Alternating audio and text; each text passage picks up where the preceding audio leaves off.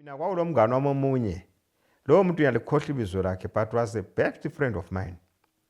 Ngiyalikhumbula, never forget what he said to me. Sasisuka sisiya ema-village sisiya dinga ukudla. Sithe one day siphenduka wabe sithi wena mfana Max uyakwazi ngakubulala.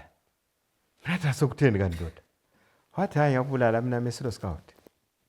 But just because you have been so good to me angikubulali. Hambe itshela ama-comrades ukuthi lizabhonjwa within 3 days kuyabhonjwa. Ngathola maka wathi asengihamba bye wabe crosse ngathi isolo ezingathi tuze le-DRC wabe cross. Mina behamba siyatshela ama-chief ama-command ukuthi undoda uthe bathi uyahlanya lwana tawumazi. Vele wayitshintsha ivoice, was sort of a clown undoda wakhona. So everybody they were taking him lightly. But and on that particular day sasesijala ukuthi emini first light 5 o'clock sasiphuma siye egangeni, last light sibuye sizokudla. But on that particular day bathi besithi baphenduka sebezokudla ntambama hayi.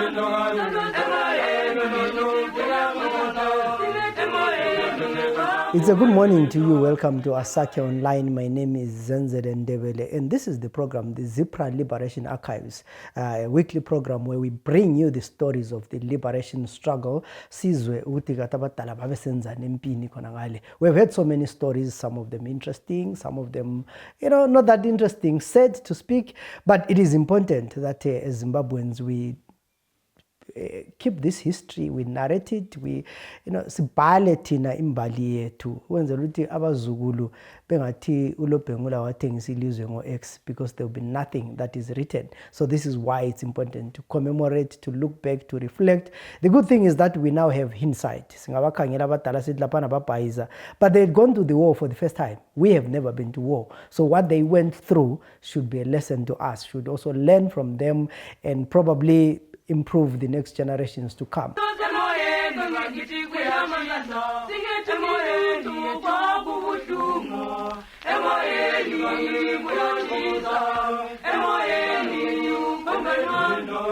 Abuya amaKhanberra, amaMiraji, lamahanta kwakuduma phezulu kwesihlahla babehambe phezulu. Uyazi kwadutshulwana kwabantu ababetraina ngale thina ngapha ekhempe yama-train passenger baphonga ukujikela kwamabhomba 1 or 2. Kuthe ebusuku kubuya imoto ezazizorescue abantu. Ngahle ngeqela phakathi kwenye yakhona.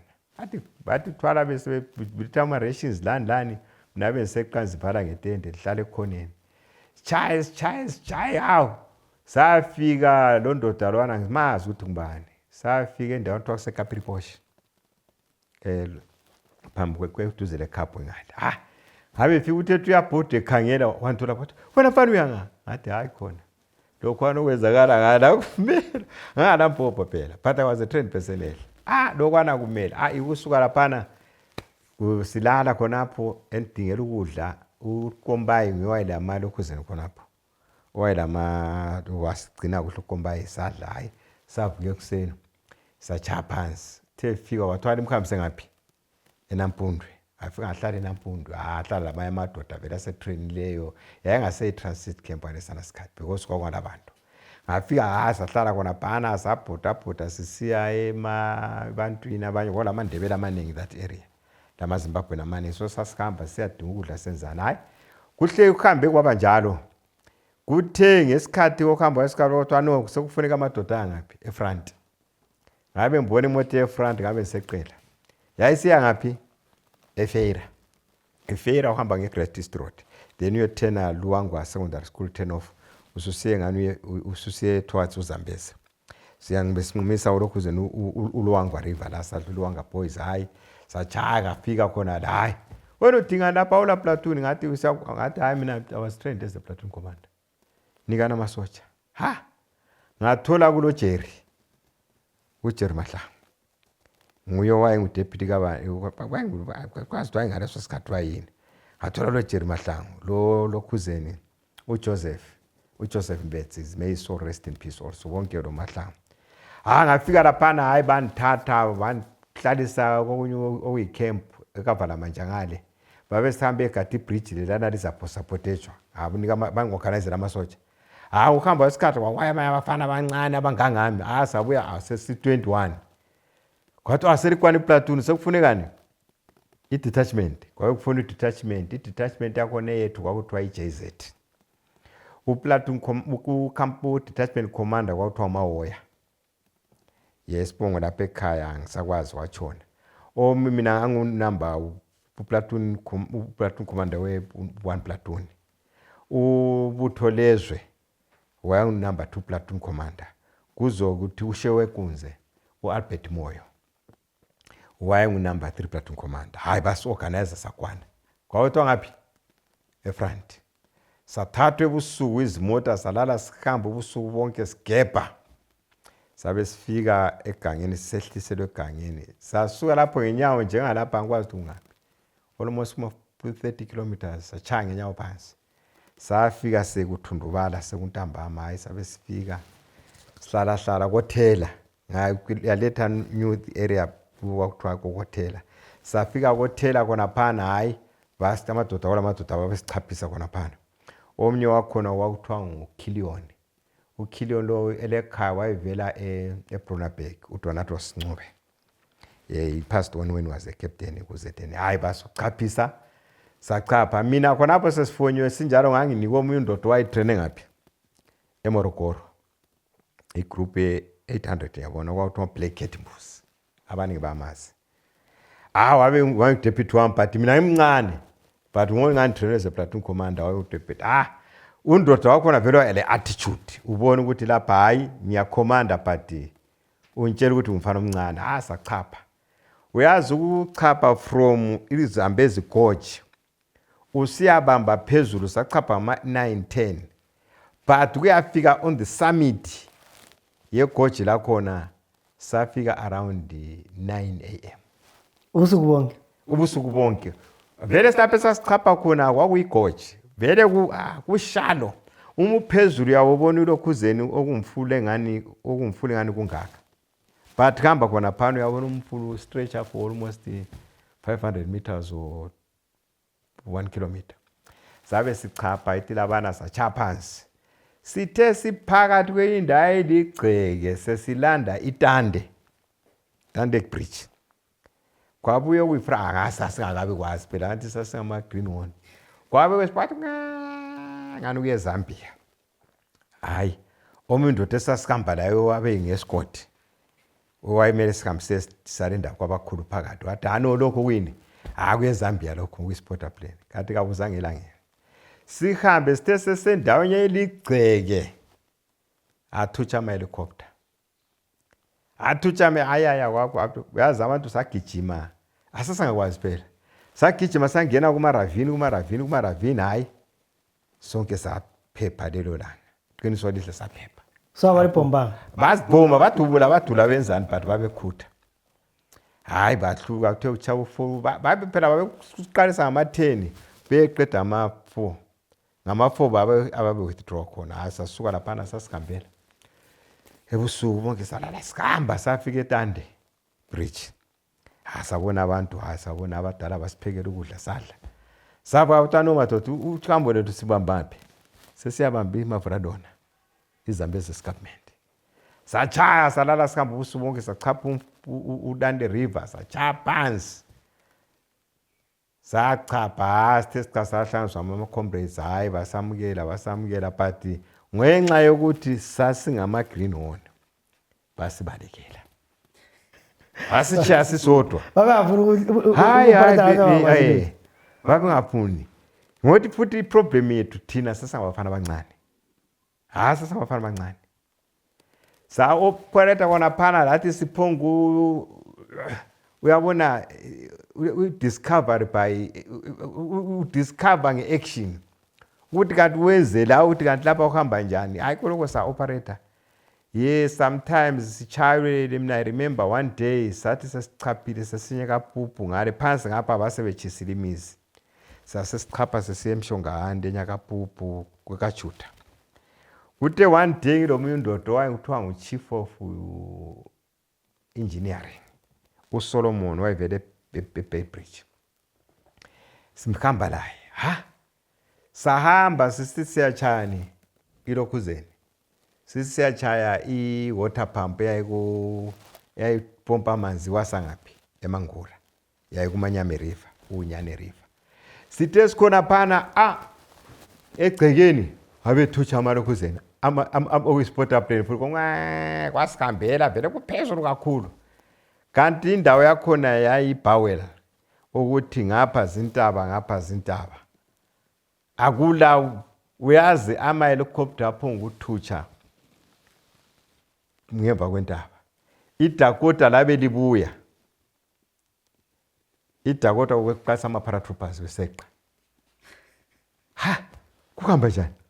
Uyazi ngezwa ngoMamathe. Kwaba phansi phezulu abaqalisa bebuya bedubula besenzana beqadi babezochisa imizi yabantu. So laba bangaliboni. Babesibonile ama-OP. Bayireportile ukuthi nampana sebengenile. Babona sesingene uGovu Powell. Ukuthi lapha nawo sekuyidindile full time. Baqalisa manje ama-helicopter eMalokhuzeni okuyisport plane okunye kwaku eSisna. Ukuthi mangwanani ma-comrades. Dinoziba ukuthi bamo benyu lathathwa lapha liSempini lithathwa libancane. Siyakwazi la ngazimiselanga lathathwa ngeforce.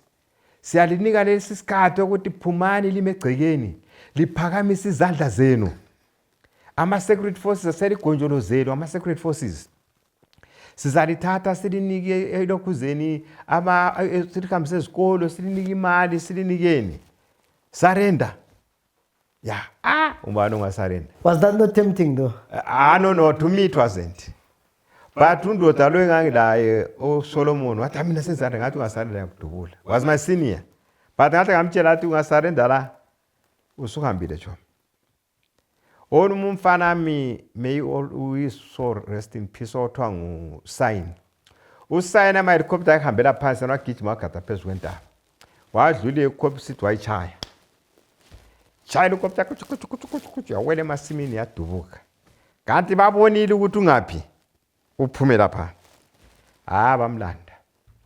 Bamlanda bambamba ngephila. Wadubula inhlamvu zazaphela uSign. Wabethatha bembophela. Bese senze propaganda ngaye. Helicopter sipota la khangelani i-terrorist sesilibambile wayekhuluma ngesishona of course.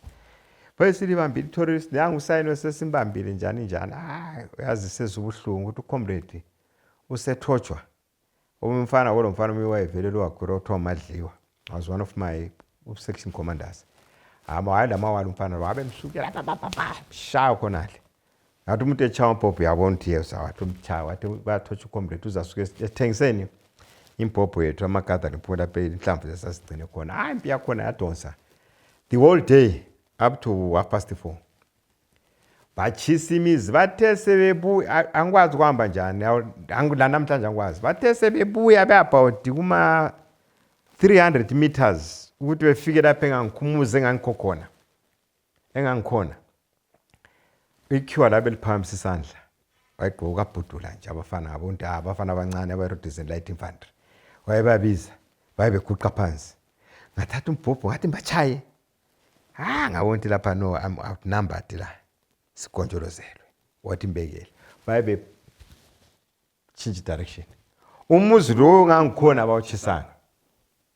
I-helicopter lanto ibhebha ngale la bahamba bechisa imizi kwase kusiba lentuthu. Intuthu leyana yaflowa isiya ngaphi towards uNyane river ezintabeni. Ngabe ngijoin intuthu lami papa ngithe kwenye indawo. Akhabi kathi ngikhaba umpopho wekhiwa lezilaleli. Ngithe tubone la mahla ngoyekela umpopho phezulu kwakhe. Abe ndobhani ikirex yalo ikitback. Ngadla bye. Uyazi ngachaya phansi ngingedwa. Sahlala entabeni eBhalwini. Ngahlala for almost 2 days. ngadinga amakhombi wathi wante ebusuku hayi ngavuka ngathi ayoti lokho sadinga saqalisa manje only to discover ukuthi I lost 9 of my boys. Yeah. And ku-community it was reported. Yeah, but ababa ukuthi bakhuluma bachayela helicopter abachayela abakhulumanga. That was the propaganda. Sasuka laphana uyazi abantu abaningi bachaphansi. Kungathola mthizite spoilo sathola kule JZ detachment. Kule sathi nasesi JZ detachment. Kwakule Wildcat eyabo Mkandla le. Yeah, kule Lokhuzeni kule iPararanya detachment. Yiwama detachment engasebenza lawo. Kule Zanda forces la operate within that area. Thina sithe sifika kule ndawo ngembuyele kancane sithola amazipra babe operator lapho babe vele operator lamazandla. But kwasekusiya ngokuya bagcina sebechayana. Thina sithe sifika vele sathola sekunjani sekuchayana. But we managed to operate together. I remember, I think recently I talked to someone who said, Bachana, Ramazandla. Was it popular? Operator ngiyabuya khonapho. Uthe kunjalo ke hayi sa operator hayi amadoda amaningi sibili babaleka. Indawo leyana phosiko ungezwa esipolilo baphela abantu esipoli kwakuphelwa. Akula gorilla ngale police detachment ubini awungalamsotshu wezipro wasalayo hayi khona. Kwakufiwa. Problem kwakungala sihlahla. Kwakuliganga wangabona isihlahla emzini wabona isihlahla semengo. Otherwise kwakungala sihlahla. So salwa kakhulu but we managed. Sagcina sesi withdraw kuma open ngoba abantu bona bonke bathathwa bahanjiswa ngaphi okuthiwa kuseMchimduri kuma protected villages. Bahlaliswa ama protected villages isiphala babechisa so sasihambe ebusuku sifike sibhoboza ngaphansi kwesiphala. Umumbu wathi awuchi wonke masinyane. Sikhongozele ngaphansi ngamasaka ngani sithatha siyafike siyabeke embhalweni khona sigige ebusuku sidle ebusuku. Inkukhu zasike zingali imbuzi wakuhasela abantu abanye behambela lakho kwenye bekuchile kwesasibamba lathi sesiphila ngakho njengesijebo. Uhambile kwadonsa impilana hayi yazaya yadeda. Khona phana ngokuthi into le amakhiwa bachayisa kakhulu kuchawa kuma viscount lana yithiwa chayo la le emvuti east le phansi phambi kweLokhuzeni kwesibhanile. Yikho bakhiwayo lo la kakhona. Babe sidinga beze besidingela ngezinja. Mina of course ngabusi ngothi ngamboneni amafilm eRussia. Russians they really trained us besitshengisa ukuthi how to survive into ezinjengalezo. Sicholi ibilebile singahamba sifike sifafaze enyaweni yethu. Inji ngafika khona phana isilahlekene umzila. Amabhiza besidinga amabhiza wena okhangelani wacha umuntu wachaya ibhiza. Umuntu esiyali ibhiza lisiyali. Yikho esakwenzayo sibila survive akuhambile sibili izimpi uthe sekunjalo kwase kuqalisa manje ukulisana between iZipra forces and Zanda forces. Yeah, that was a time of madness. Yes, ama leaders abamele besifundisa ukuthi sithandane. Njengoba we fighting against a common enemy. So nalibangani. Akwazakala sasibangani. La namhlanje ngambuza ukuthi lalibanga lamazi akulanto esasibanga. Sasibanga ipost doctrine because thina sasebenzisa iLeninist Marxist Leninist ideology. Bona bayesenzima Mao Zedong policy philosophy. So saqalisa laphana ukulisana ukuthi ungabona ukuthi emini sasitshona silwa lamakhiwa. 4:30 sasithi now iZimbabwe hour. Sasisichana thina sodwa. I remember ngelinye ilanga ngangilele duze loManyama kathi lami ngabhayisa. Ngokuthi umthetho igorilla one of the principles of guerrilla you never use same route twice. Just use once and find another route. Mina ngasuka ngaba lokwana ukudelela ngalala khona for 3 days. 4th day bang-ambush. But what actually happened kwabuya ilizwi kimi ebusuku. Lathi wambiza ibizo lami leka wathi mapiki. Ngabe mvuka. Wathi gqoka ijombo bhayisa. I don't know ukuthi uhamba ngabe ngigqoka ijombo. wathi khangela uMilton sebembamba kanti uMilton umfana omunye wayevele cholo wasemkhamile ngabe nisekelele ilokhuzeni yabona amfaka 15 rounds or 20 rounds baba inhlambe ezaphuma edongeni zisilanda so ngokuthi thina sasilele ngakule donga ngapha kulamasimu ngale kwakulonyana umfula haya wazuza inhlambe zichacha lokho ngezuhlambe ukuthi gugu ukhatshana nawe but uma ukukhangele unganithiwa kwephula incwadi ngachaya phansi ngafika unyana wayigeleza but azange ngimuzwe ukugeleza wakhe ngafika ngamala abanye wasesifala amadoda ayi2 bazange ukuba lezibindi ukuthi bazama ukuthi bengigijimise yikho bayilahla khona abe ngigijima ngithe sengichapha ngale ungachapha unyana vele wasungena eDande Game Reserve ngabe mphenduka but bethi ngemva komkhoma mhlawumbe bafaka esifuyeni bonke bayi2 kwathula kathi zwe akubangale any movement ngezwe ukuthule ngasuka lapho from eZambezi escarpment siyabamba ilokhuzeni uDande ngothi sase silahlekile lapha wena 1 vele sasakwathi sesiyawugather ngepoint yethu ngacha phansi almost 40 kilometers or 60 kilometers hayi ngikhambe kuhle ngafika ngathi ngifika kwenye indawo ngafika ngabanjwa ubuthongo obunyaka zembuzwe afithendele uthongo lobana undodo omunye wabuya ukhulu omunye wabuya wangivusa wathi buya manangu uyapha wepanangu uyazi la khathesi kwabhalwa ngendaba kandoda lo ukhulu lo wabe ngihamba naye wabefika angikwazi watshelwa mbani ukuthi ngiyabuya inyawo ngaphansi lapha zaseze ngamathuthuva isijombo sokuqhamuke kwaqhamuka kwamajombo kwamarashiyeni sasinokusibakhulule kwase kudabuke kwadabuka ngisikhambe laphana ngifika umdala lwana amphakela umuthi nganyathele emuthini wakhona wabe niku unyama amadoma ngalabantu bangale inyama kabayidla inyama efresh njengani bangabulala inyama bayigqibela engani sivunu umdala pha wamphekela yona ngadla yona uthe suka lapha umdala lwana wanika omunye umuthi wathi thatha umuthi lo uhambe mina usena kumbona those are the words angimazi usekwavana azange iphinde mbuyele futhi lapho wathi mina usena kunithola ngabe ngichaphasi wathi ungafika lapho sizwa kusithi khona ulahlela impande leyo u10 to your right ulale khona apho uzabona ukuzongizakala la yabe ngihamba ngifika ngilahlela intande leya ngikule sidoni besidalela ngitelo ngesaleni bona nanko wamadzakudzako wathola ama G3 kwahamba bathi efika lapha kule impande leyana wabe kubuthana wathi nkosi yami khathi mbonwa yini ahlanga ifaka automatic angikwazi ukuthi ngachaba ngaka ukuthi amanga amabe hayi vele ngangikwathi phela wathi ungathi gungale 2 minutes helicopter yesikhona lapho ngabe ngichaya suka lapho ngichaya phansi ama helicopter ebuyana kop bedinga bethi bebeya ngezinja hayi vele angilalo abangenza chaya phansi hamba ngahlangana nabama comrades ngahlangana la Milton ngahlangana nalondoda semkhohlwe manje uzenzo ngahlangana labanye abasabsitana sesi5 sahlala esipolo operator C5 up to ceasefire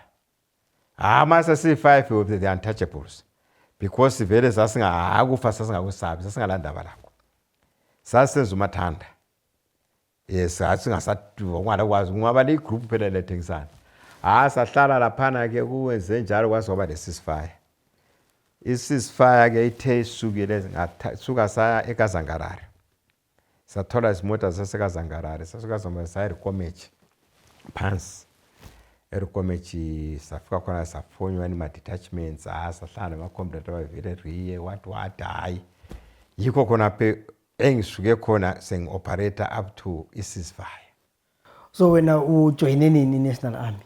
Mina i-National Army ngijoyine mhla ka-1 September 1981 ngisuka laphana ngathi ngasuke eRikomechi sabuye ePapa Assembly Point sasuke ePapa Assembly Point sahamba saya eGwayi ngasuke eGwayi ngasensiya uZethene I joined Zetene as a lieutenant ile 404 Infantry Battalion ngasuka 404 Infantry Battalion disbando ngayiwanki isay 15 ngithe suke wanki ngolokhuzeni ngabe ngipostwa 1982 ngisiya ngaphi e36 okuthiwa kuse elokhuzeni le eRomstey camp e36 eNyazura ngahlala e36 verathi ngathi ngifike e36 ngayithola eseMozambique lami ngabe ngijoina khona uthi ufika kuphela athi ngiplatoon commander wa trainer yena kamasotsha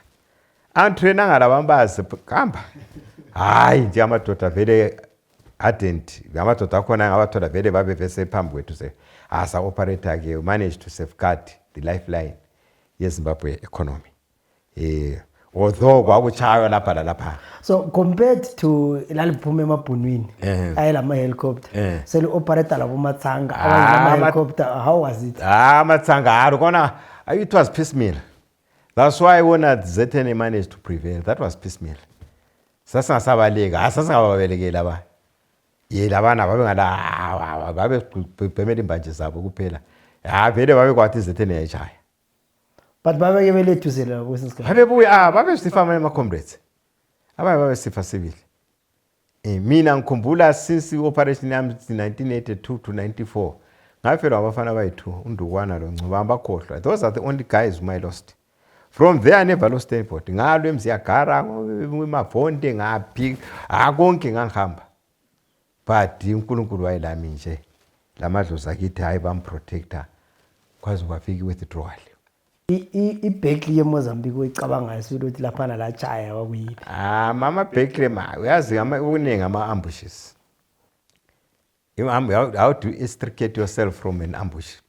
Kumbe how do you ambush the enemy? Iyodwa ezayicabanga ngikhumbula ngesikhathi ngise amaTongas mission.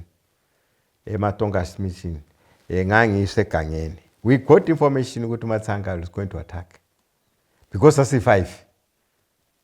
Mina, platoon commander, platoon sergeant, radio operator, batman, lo MHG operator, motorman. C5. Kwathiwa ngaleso sikhathi iZN esikhali into zasikhona. Ngama hayi sabe silokhuza. Ngisenza i-defensive position yani yokuthi ngangilama layers ama-claymores. Kwangabhana ama-claymores ngaleso sikhathi. Use of fallen mines. Sasingakasayini iGeneva Convention yana banning of ilokhuzeni ama-land mines. Ngayenza konke impopho kwakule impopho eminingi MAG SST NATO kube ama-PKM kube ama-RPD ungafaka lokhuzeni NATO ngayifaka kuma-SF is-SF meaning sustained firewall ukuthi vele umuthe ichala ayichayila iyabe ichaya khonapho kuphela eqolo ungafuna abantu bonke befe emaqolo yikho khonokho wafuna ucha amadolo yikho khonokho uyayiseta kuhle okwakho uyahamba engxenye vele ungabona usidonsela ngale kuphela usidonsela kuphela yona iyabe isichayila kuphela kuyabe faka kuma tripods akhona ichaya so ngaseta babuya la kanye civil Matsanga waqala wathi uthethisa inhlamba zakho namkongo wamayi wathi baba bethethisa inhlamba empini uyathethisa inhlamba wathethisa babuya ngabayekela nathi bafana bami bayekela wathi Nkosi yakhe ngathi hayi yekela bebuye blazo umulami ungabaleki babuya uthi bengena wokuqala banyathela ile triple ama-trip lokhuzeni claymores lana nothi kusasilamanye battery controlled kulamanye ayelokhuzeni ayifuna ukuthi wagwenqa babuya sabachaya. I remember we killed up almost about 21 and they captured 21 weapons. Berkeley civil engikhumbulayo eyamaTongas. Ngisangumplatoon commander khonapho. Sangumfana omncane vele ngakathathi. Vele ukufa ngakwesaka hayi. Yikho lokhuzeni hayi. Okunye sekunawo history. That's my history. Then you end up in the DRC. DRC was a staff officer there. Ngala ngizange ngitshone ngisilwa ngihambe as a staff officer. Staff officer wakho is to manage ilokhuzeni ama-forces, fighting forces, making sure that they get the necessary information. They keep updated. Hayi kophela lokwana hayi. Awuhambi ku-front. Front. I-front ngithe ngokuthi eDellas ngihambe ngukaptain, ngithe sengingumajor ngase siya deploy ngapha eMatadi. Ngasuka eMatadi ngaya emfuleni lo uCongo River hlangana lo Kasai River, it was peaceful. Ukuthi nje ngikhuluma manga, it was peaceful. Engangikhona kwakule peace. Ngabe lapho eDRC sahlanga kakhulu ngaso ngabizwa masiyane ngazojoina iprotocol.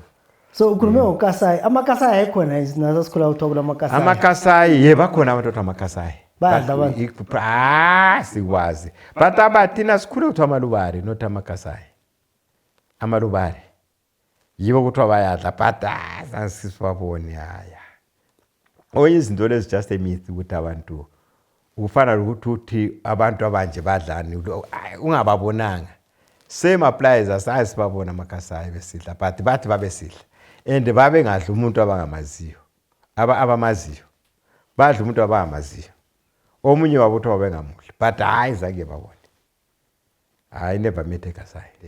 So after having gone all to liberation struggle in Mozambique, later on in DRC, when you reflect, what did all these things teach you? Now, one thing, first of all, AMPNers, of course, Tapana were indoctrinated. We were made to believe what we were doing was right. But I still recall, I will go back. Kulomunye uKenel, Polkovnik, oweRussia, wathi matota. Liyalwa. You are suffering for your country. But let me tell you one fact. Most of you are not going to enjoy the fruits of the struggle. You are going to die poor. That's what he said. Or remember, wasasilawundi bemkhonto wesizwe lapho sengikhonto wasasilawundi bemkhonto wesizwe laba beseRussia khona wathi uyahlanya uyabhetha ukhuluma manga wathi I'm telling you the truth myself I'm lying but the revolution is going to be hijacked by intellectuals who are going to manipulate your constitution and the revolution is going to be hijacked by petty bourgeoisie who are going to be bourgeoisie and the status quo will remain ukuthi kulama bourgeoisie lokho elikulisayo alisoze likuthole what socialism is not as easy as ABC. Even Latin Russia sinje we have not yet attained that level of socialism esifunayo.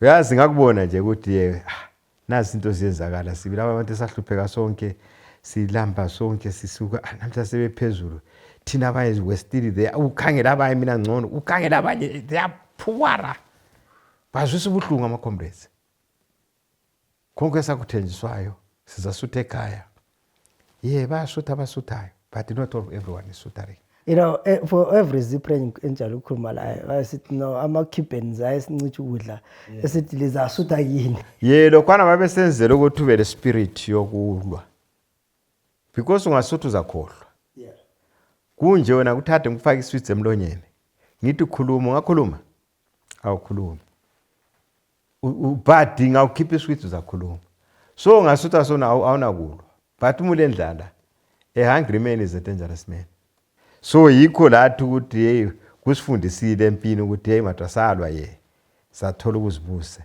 but are we really enjoying the fruits of our sweat? Are we really enjoying the fruit of those who perished? Did they die for a genuine cause? Are they happy where they are sleeping? Abalele kangeni, abangala mangcwaba, abangcwatshiwe bangcono. All that.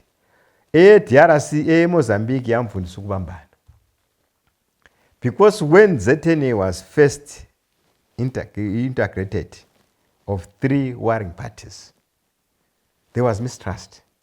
But when we went to Mozambique, Matsanga started hitting Zipras, Zizanda, what? It made us realize that our common enemy is Matsanga. You are my party. You are my party, former Rhodesian Army. You are a party Zipra. You are a party Zanda. It made us to be united. Yikho ngibongela ngeDRC elokuzeni Mozambique. La namhlanje akethi Mozambique ayazi izetene sabambana. Ukuthi ungaso Mozambique uRobert Gabriel engagayanga ukuthi asideploy angikwazi iZimbabwe what was going to the end. DRC of course isifundisile kuyimpi another level of war. Ukuthi sometimes you can have artillery against artillery. Yeah, usifundisile experience ukuthi today Zimbabwe can stand proudly and say, yes, we are counted among the best fighting forces. Our history has taught us. History is a witness ukuthi hayi amadoda ezethu they can fight us. And I would have gone back, maybe just one last question. Yeah. You know, looking at Zipra, did you ever feel that you guys you had divisions or you fought as a unit? Zipra, to my knowledge, you know, me, I was deployed in the front. In the front, there was unit. I don't know the real. All those people talk who say there was Nyanga party, there was what, I don't know about it. I cannot confess that I don't know. What I know is that I was in the front fighting. And those who were fighting with me as my parties were united. We didn't have any complaints. We were united force. Hi, Babu Moyo, Siza Kumalapa. We want to thank you for taking your time and telling us the history of Zimbabwe. And of course, you know, Zimbabwe has been through a lot, and of course it's proud because it has well-trained personnel who have stood or be counted in the region. If you talk about Mozambique, if you talk about DRC, but also we have a history, a liberation struggle, or or whatever, because at the end of the day, it was a settlement. But actually, we win in there to bring people in the table and say, bring people on the table and say, let's talk. And that's how Zimbabwe was born. So we'd like to thank Ubaba Moyo a lot. Today we're talking to Umapiki Allen Moyo, who is a retired colonel and an ex-Zipra, of course. He was sharing with us a history, a liberation struggle. I know you might be knowing someone who was also part of the liberation struggle, or who was in Mozambique or was in the DRC. Please get in touch with us and let's tell the stories. My name is Zenzele Ndebele. Let's meet again in other programs.